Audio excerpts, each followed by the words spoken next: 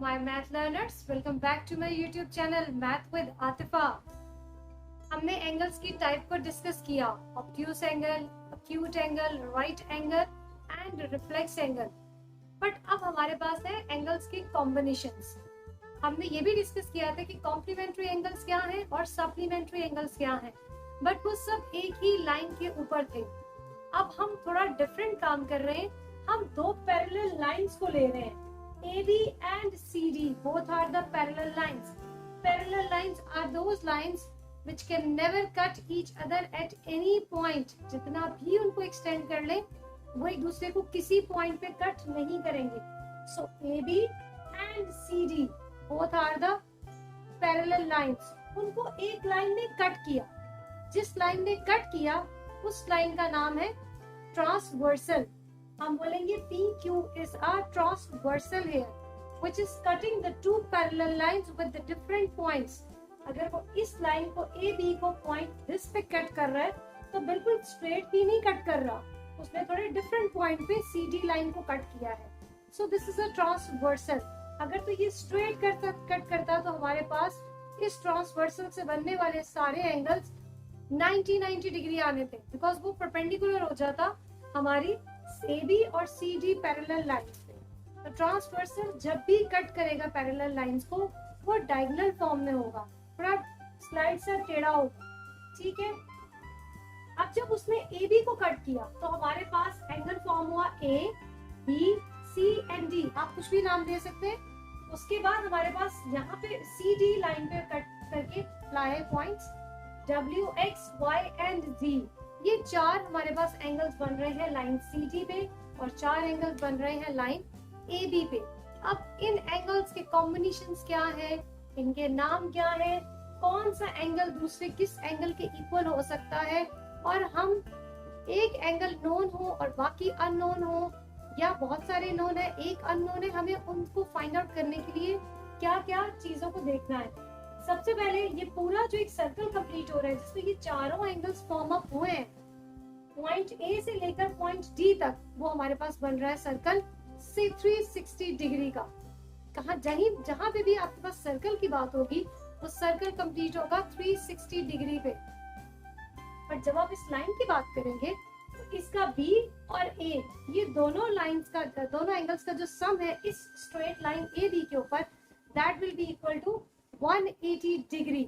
Straight line always give you 180 degree. अब उसके ऊपर चाहे दो एंगल्स फॉर्म अप हो, 10 एंगल्स फॉर्म अप हो, उन सब एंगल्स का सम हमारे पास 180 डिग्री के इक्वल होगा।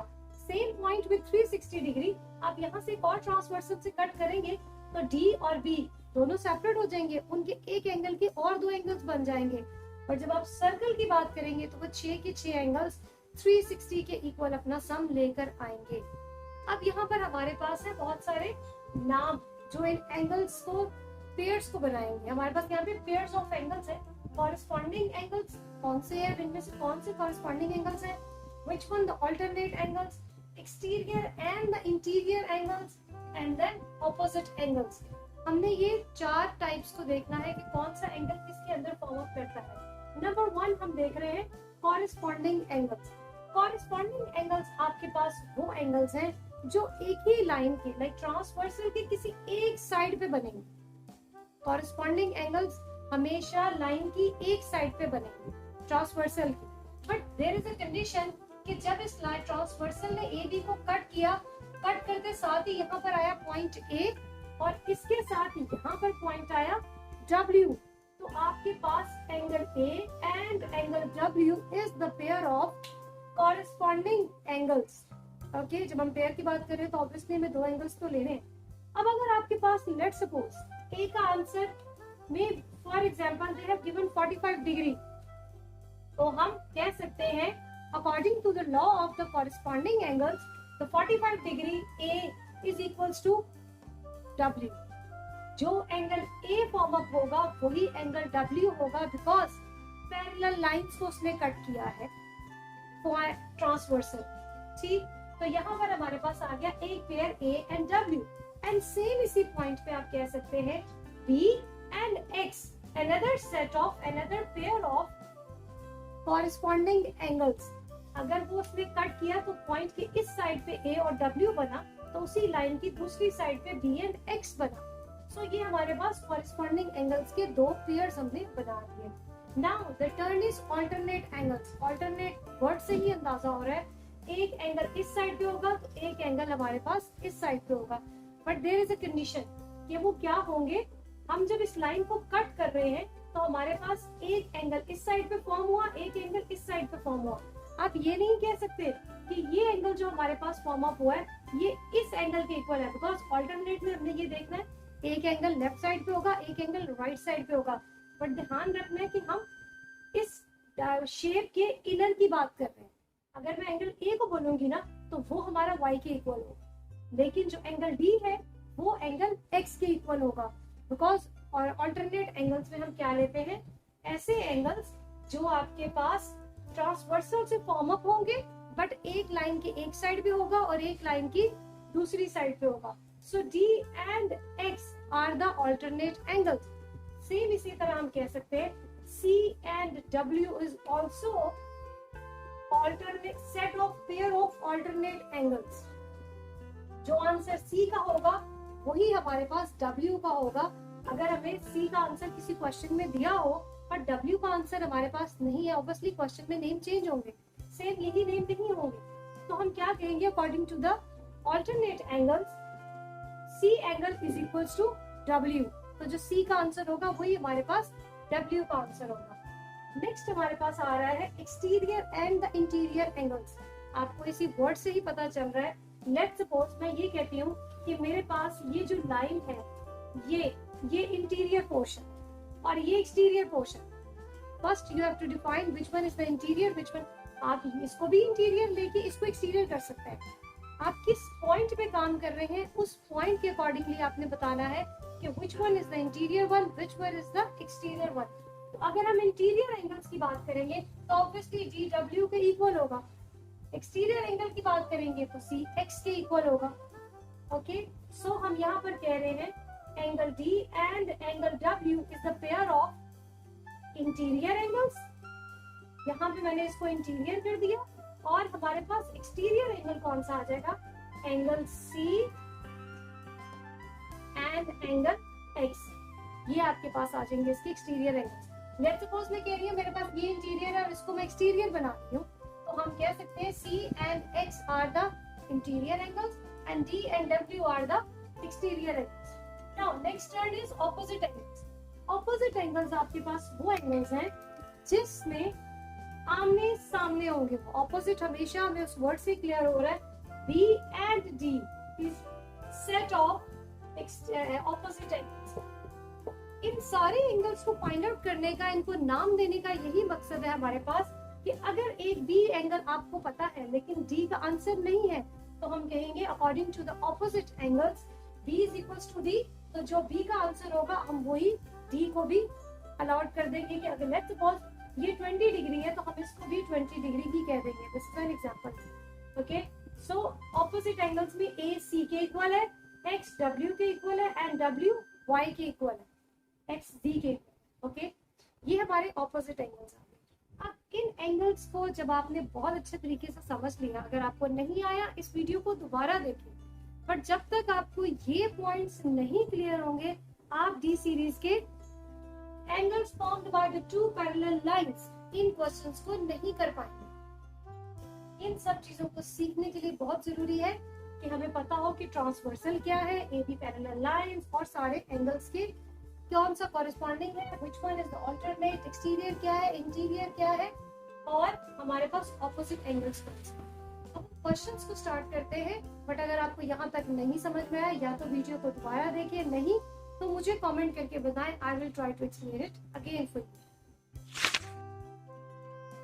डी सीरीज में पेज नंबर 251 पे हमारे पास क्वेश्चन है AB is a parallel line to CD. The both are the parallel lines and a transversal which is PQ cut the two parallel lines. और यहाँ से हमारे पास एंगल फॉर्म अप हुआ 4B minus 10 and second angle is 2B minus 2. Obviously बहुत सारे angles form up हुए, but they have given us only one and they said find out the unknown variable which is B. We have to find the value of B जिसको यहाँ put करेंगे तो हमारे पास एक answer आ जाएगा कि ये एंगल जो है वो कितने डिग्री का हमारे पास आया है। अब ये दो एंगल्स हैं, हम इन दोनों एंगल्स को अगर देखें तो ये एंगल हमारे पास यहाँ बनने वाले ऑल्टरनेट एंगल के इक्वल है। इस लाइन ने जो एंगल बनाया है वो इस लाइन के अंडर हमारे पास एक एंगल जो बना है 4b - 10, उसका सेकंड ऑल्टरनेट एंगल बनेगा यहाँ पर और वो बन जाएगा, तो हमारे पास ये आ जाएगा 4b - 10 because according to the law alternate angles are equal. So हम क्या कर रहे हैं, यहाँ से एक ऑल्टरनेट एंगल को यहाँ पर फॉर्म अप करवा रहे हैं कि this is equal to this one. उसके बाद आपके पास सिर्फ आपने माइंड में ये लाइन रखनी है, the PQ transversal. PQ transversal is a line. So हमारे पास लाइन का जो सम है एंगल्स का that is equals to 180 degree. तो अब इस लाइन के ऊपर एक एंगल ये है, एक एंगल ये है, तो हम इन दोनों एंगल्स को एड ऑन करके will be equal to 180 degree करके बाद में आपको एक सिंपल सी एक्सप्रेशन आ जाएगा जिसको हमने सॉल्व करना है और बी का आंसर हमने फाइंड आउट करना है। आइए देखिए इसको किस तरीके से हम कर रहे हैं। 4b - 10 plus 2b - 2। अच्छा, इन क्वेश्चंस में ये बहुत जरूरी है कि आपको हर बात बतानी है। आप डायरेक्ट इस तरह का सॉल्यूशन करके बिल्कुल काम खत्म नहीं कर सकते। हमें यहाँ पर बताना है कि हमने क्या चीज की है और किस तरीके से लिखा है उसको। सो हम यहाँ पर कह रहे हैं ऑल्टरनेट एंगल्स, ऑल्टरनेट का यहाँ पे लिखेंगे short form, angles on AB parallel to CD। हमारे पास ये जो दो लाइंस थी, हमने उन पैरेलल लाइंस को ऑल्टरनेट एंगल्स के अकॉर्डिंगली हमने ये काम किया। हमें ये बताना जरूरी है कि these are the alternate angles. So हम क्या कर रहे हैं, 4b - 10 and plus 2b - 2 is equals to 180 degree. हमने क्या किया, लाइन ले ली PQ को। हम यहाँ पर भी कह सकते हैं कि this is line on PQ। हम इस ट्रांसवर्सल को यूज कर सकते हैं, आप ट्रांसवर्सल भी यहाँ पर लिख सकते हैं। अब इन दोनों को ऐड करेंगे तो आ जाएगा 6b - 12 is equal to 180 degree और उसके बाद आ जाएगा 6b is equals to 180 degree plus 12 and that will be equal to 192 and 192 को 6 पे डिवाइड करेंगे तो आ जाएगा 6 1 the 6, 6 3 the 18 and 6 2 the 12। So B का आंसर आ गया हमारे पास 32। अब बी के आंसर को हम यहाँ पुट करेंगे तो हम इसका आगे सॉल्यूशन फाइंड आउट इन नंबर्स को फाइंड आउट कर सकते हैं कि क्या डिग्री है ये, but this said only find the B answer. So हमने बी का फाइंड आउट कर लिया। This is very easy question। सिर्फ आपको क्या करना है, according to the law of alternate angles आपने इसको यहाँ शिफ्ट करना है and then take a straight line PQ which is a transversal और उनको ऐड जो है 180 डिग्री के इक्वल। अब एक और क्वेश्चन करते हैं जो इससे भी थोड़ा सा डिफिकल्ट है, बट ट्राई टू अंडरस्टैंड। ये बहुत इजी क्वेश्चंस है, जब आपको ऑल्टरनेट कॉरेस्पॉन्डिंग के सब एंगल्स की समझ आ जाएगी तो कौन सा कहाँ हमने लेकर जाना है, उस तरीके से बहुत इजीली आप एक आंसर को 3-4 जगह पे शिफ्ट कर सकते हैं जहां जहां वो पॉसिबल है, रॉन्गली शिफ्ट नहीं करते। क्वेश्चन हमारे पास है डी सीरीज में से, जिसकी शेप आपको बहुत ही हॉरिबल किस्म की नजर आ रही होगी कि हम किस तरीके से क्या फाइंड आउट कर रहे हैं और ये क्या शेप है। ये कोई शेप नहीं है हमारे पास। मेन चीज क्या है, हमारे पास दो पैरेलल लाइंस है which is AB and a CD। AB and CD both are the parallel lines जिनको उन्होंने दो पॉइंट्स पे आपस में ज्वाइन किया है। अब दो पॉइंट्स पे ज्वाइन करके दिस साइड आपने एंगल C को फाइंड आउट करना है। हमें यहाँ पर C की वैल्यू फाइंड आउट करनी है। अच्छा, यहाँ पर उन्होंने कोई ट्रांसवर्सल हमें नहीं दिया। ट्रांसवर्सल देते हैं तो हमारे पास कुछ बन सकता था डिफरेंट, बट इसको सॉल्व करने का एक और तरीका भी है। उस सोल्यूशन की तरफ देखते हैं। हमारे पास ये एंगल है 28 और यहाँ पे उन्होंने हमें ये कंप्लीट एंगल दिया है which is 94। तो हम इसमें से एक इस पॉइंट में से हम एक पैरेलल लाइन को मूव करवा सकते हैं। जब हम पैरेलल लाइन को मूव करवाएंगे तो ये हमारे पास एक ट्रांसवर्सल का काम करेगा। स्टार्ट करते हैं। मैं यहाँ से ए बी के ऑपोजिट एक लाइन लेकर कट करवा रही हूँ, बना रही हूँ। ए बी के ऑपोजिट लेट्स सपोज वो लाइन आपके पास है पी क्यू। जब मैंने इसको इसके अंदर से पास किया तो इसने हमारे पास इसके दो एंगल्स को दो पोर्शन में डिवाइड कर दिया। लाइक वन एंगल जो कि 94 के इक्वल था, उसने उसके दो पार्ट्स बना दिए। अब हम नहीं बता सकते कि इक्वल पार्ट्स बने हैं कि नहीं बने, बिकॉज ये तो एक शेप से सिंपली स्केल और इस तरह कोई मेजरमेंट नहीं है। बिकॉज ये 94 का एंगल आपको देखने में लग रहा है, लेकिन ऑब्वियसली आप डी रख के देखेंगे तो शायद में ना हो। तो हमें क्या करना है, इसको फाइंड आउट करना है कि 94 के हाफ हुए हैं तो किस वैल्यूज में आए। अगर हम इसी को थोड़ा सा देखें, 28 यहाँ पर है, तो according to the alternate angles हमारे पास ये वाला जो एंगल है वो 28 के इक्वल है। जब हमने इसको कट किया और ये लाइन आपके पास एज अ ट्रांसवर्सल आ गई, तो ये 28 एंगल इस अल्टरनेट एंगल के इक्वल हो जाएगा। तो 94 में से एक पार्ट तो हमें पता चल गया विच इज 28, तो सेकंड वन को हम फाइंड आउट कर सकते हैं। तो हम इसको लेट कर लेते हैं कि ये आपके पास लेट्स सपोज x है। तो हम क्या कर रहे हैं, हम ले रहे हैं अ लाइन PQ जो हमने पास करवाई पॉइंट E में से, from PT means point, from the point E, उसके अकॉर्डिंगली हम क्या कर रहे हैं, 94 is equals to x plus 28. 94 is the total और उसके दो पार्ट्स बन गए according to the alternate angles. हमने यहाँ से 28 ले लिया। अब क्या हो रहा है, 94 minus 28 is equals to x। तो x का आंसर क्या आ जाएगा हमारे पास, 94 में से 28 में सब्ट्रैक्ट करेंगे तो हमारे पास आंसर आ गया 66। इसका मतलब हमारे पास ये वाला एंगल जो है वो 66 डिग्री आ गया। अब आपने देखा कि इसने इस पैरेलल लाइन ने जब इस पॉइंट में से पास किया है, इसने 94 को डिवाइड जरूर किया है टू पार्ट्स में, but they are not the equal parts. एक एंगल है 28 और एक एंगल है 66। अब हमें फाइंड आउट करना है सी तक पहुंचने के लिए हमें क्या करना है, हम इस पॉइंट F में से भी एक लाइन को पास करवा दिया। पॉइंट F में से हमने एक लाइन को पास करवा दिया। अब क्या आ गया हमारे पास, एक एंगल ये रह गया, एक एंगल ये रह रहा है। अब आपने एक न्यू लाइन यहाँ से सीखनी है, in which they are saying the interior angles, the sum of interior angles is equals to 180 degree। हमारे पास इंटीरियर को अगर हम काउंट करें तो हम इसको इंटीरियर ले रहे हैं, this one and this one, this is interior for me। तो मैं क्या कर रही हूँ, अब इसमें दो एंगल्स है हमारे पास, तो हम कहेंगे the sum of interior angles is equals to 180 degree। तो यहाँ से हम इसको करते हैं, sum of interior angles is equals to 180 degree। इनकी शॉर्ट फॉर्म को आपने लिखना सीखना है। तो यहाँ से क्या आ जाएगा, हम ले रहे हैं एक 66 और एक लेट्स सपोज मैं इसको y का नाम दे देती हूँ। अच्छा, यहाँ पे x की वैल्यू आ चुकी है तो हम अब x नहीं लिख रहे, अब हम उसको 66 से लिख रहे हैं। और अपने याद के लिए आप यहाँ पे x भी लिख सकते हैं, साथ ही x इक्वल्स टू 66। तो हम क्या ले रहे हैं, x plus y is equals to 180 degree. तो यहाँ से आ जाएगा 66 plus y is equals to 180 degree and y is equals to 180 degree minus 66 degree. आपके पास यहाँ से आ जाएगा 114। So y is equals to 114 degree. तो हम यहाँ पर लिख सकते हैं दिस इज 114। ओके, अब हमने यहाँ पर एक और इंटीरियर एंगल्स को यूज कर रहे हैं, इंटीरियर पार्ट को यूज कर रहे हैं, which is this and this. तो हम क्या कर रहे हैं, यहाँ से जो C का ये पार्ट था, एंगल का half part, more than half part, और ये 19, इन दोनों का सम आपके पास हो जाएगा equals to 180 degree. The sum of interior angles equals to 180 degree.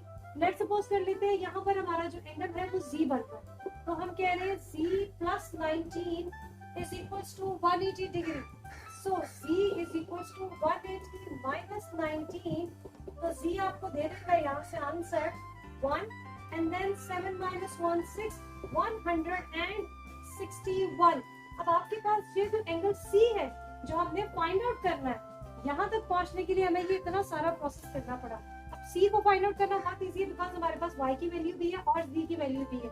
तो हम यहाँ से करेंगे C is equals to, angle C is equals to 161 plus 114।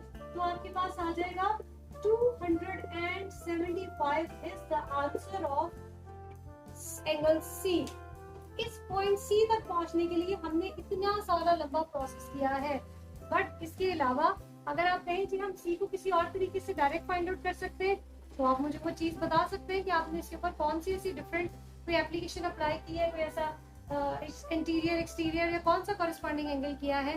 Because एक ही क्वेश्चन के बाद दफा 2-3 सॉल्यूशंस पॉसिबल होते हैं, और मैं कोशिश करती हूँ कि मैं जो एक रैंडम सॉल्यूशन जो चल रहा होता है उससे हट के आपको एक नया सॉल्यूशन दूं। मुझे बहुत सारे कमेंट्स ये आते हैं कि मिस आप ये जो कर रही है क्वेश्चन, इसको हम इस तरीके से करें तो ज्यादा इजी है। ऑब्वियसली एक क्वेश्चन को करने के 2-3 तरीके होते हैं, बट मैं बहुत ही इजी जो एक कॉमन सा मेथड चल रहा है उससे थोड़ा सा हट के आपको एक नया मेथड देने की कोशिश करती हूँ कि आपको थोड़ा शायद डिफरेंट वाला ज्यादा इजीली समझ में आ जाए।